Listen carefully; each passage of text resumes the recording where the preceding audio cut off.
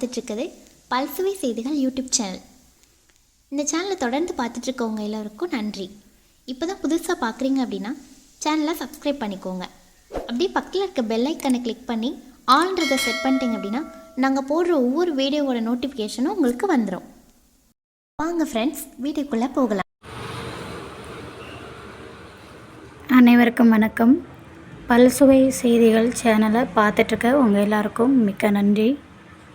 இன்றைக்கி நம்ம பார்க்க போகிறது ஒரு கதை. அந்த காலத்துலலாம் காக்கா எல்லாமே ரொம்ப வெள்ளையாக இருந்ததாம். எல்லா காக்காவுமே சூரியன் இருக்கிற இடத்து வரைக்கும் பறந்து போகுமா இறத்திடுறதுக்காக. ஆனால் இப்பொழுது காக்காலாம் கருப்பு காக்காவும் இருக்குது, எப்போயோ ஒரு முறை வெள்ளை காக்கா நம்மளால் பார்க்க முடியுது. இதுக்கு ஏன் காக்கா கருப்பாச்சு அப்படின்னு சொல்லிட்டு ஒரு கதை. ஒரு சூரிய குடும்பத்தோட ராஜாவுக்கு ஒரு பொண்ணு பிறக்கிறாங்க.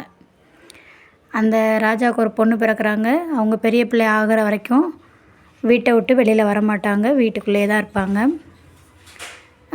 ஒரு நாள் பெரிய பிள்ளையாகி வெளியில் விளையாட வராங்க. அவங்க பேர் அற்புதா. வெளியில் விளையாட வராங்க. அப்படி விளையாட வரும்போது சூரியன் அந்த பொண்ணை பார்க்குறாரு.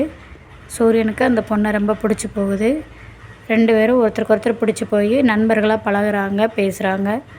ஒரு நாள் கூட ஒருத்தருக்கு ஒருத்தர் பார்க்காம இருக்க மாட்டாங்க. அப்படி இருக்கும்போது ஒரு நாள் சூரியன் வரைக்கும் பறந்து போகிற ஒரு காக்கா கிட்ட சூரிய பகவான் என்ன பண்ணுறாங்க, ஒரு பையில் சந்தனம், வாசனை திரவியங்கள், முத்து மாலை எல்லாம் கொடுத்து அந்த இளவரசிக்கு கொடுக்கணுன்னு ஆசைப்படுறாங்க. அதை அந்த சூரியன் காக்கா மூலமாக கொடுத்து விடுறாரு சூரியன். அப்படி கொடுத்து விடும்போது காக்கா அதை கொண்டுட்டு வந்துட்டுருக்குது. அப்படி கொண்டு வந்துட்டுருக்கும்போது ஒரு கல்யாண ஊர்வலம் போகுது. அந்த கல்யாண ஊர்வலத்தில் தேவையான உணவுப் பொருட்கள், அது காய்கறிகள், பழங்கள், இந்த ஸ்நாக்ஸு எல்லாமே கொண்டு போயிட்டுருக்காங்க. அதை பார்த்தோன்னே இந்த காக்காவுக்கு ஆசை வந்துருச்சு. நம்ம போனோம்னா ஏதாவது ஒன்று ரெண்டை தூக்கிட்டு ஓடியாரலாமே நம்ம உணவுக்காக அப்படி சொல்லிட்டு யோசிக்குது. யோசித்தோடனே இந்த பையை சூரியன் கொடுத்து விட்டது இல்லையா, அந்த பையை ஒரு மரத்தில் தொங்க விட்டுட்டு இது கல்யாண ஊர்வலத்துக்கு போயிடுது.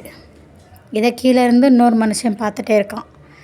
பார்த்துட்டு மரத்தில் தொங்குற அந்த பையை திறந்து பார்க்கும்போது அந்த பையில் இருக்கிறதெல்லாம் பார்த்துட்டு அப்படியே சொக்கி போயிடுறான். சொக்கி போனோன்னா அந்த பையில் இருக்கக்கூடிய எல்லா பொருட்களையும் எடுத்துகிட்டு அந்த மரத்தில் இருக்கக்கூடிய செடி கொடி இலை தலை இந்த மாதிரி குப்பைங்களெல்லாம் அள்ளி அந்த பையில் வச்சு மறுபடியும் மரத்தில் தொங்க விட்டுட்டு போயிடுறான். காக்கா அந்த பையில் என்ன இருக்குன்றதை ஏன்னா காக்கா தானே தொங்க விட்டுட்டு போயிருக்குது, அதனால் அதில் என்ன இருக்குதுன்னு பார்க்காம தொங்குற பையை அப்படியே எடுத்துக்கிட்டு கொண்டு போய் இளவரசிகிட்ட கொடுத்துருது.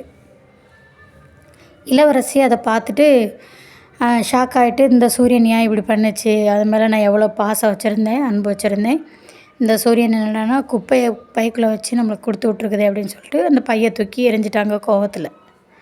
மறுநாள் காலையில் இளவரசியை பார்க்குறதுக்காக சூரியன் வராங்க. வரும்போது அந்த பையை கீழே கிடந்ததை நினச்சி ஏதோ தப்பு நடந்திருக்குது, என்ன நடந்துச்சுன்னு தெரியலையே அப்படின்னு சொல்லிட்டு அந்த காக்காவை கூப்பிடுறாங்க. காக்கா நடந்ததை சொல்லுது. சொன்னோடனே அந்த சூரியன் என்ன பண்ணிட்டாங்க, காக்காவை சபிச்சிட்டாங்க. இனிமேல்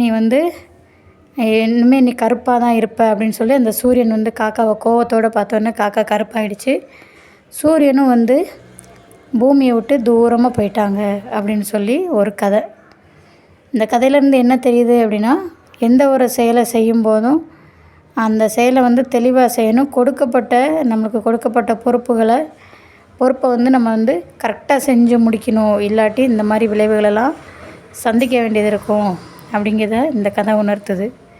இந்த கதை உங்களுக்கு பிடிச்சிருந்தா லைக் பண்ணுங்கள், ஷேர் பண்ணுங்கள், சப்ஸ்கிரைப் பண்ணுங்கள். தொடர்ந்து உங்களுடைய ஃபேமிலி அண்ட் ஃப்ரெண்ட்ஸுக்கு இந்த கதையை ஷேர் பண்ணுங்கள்.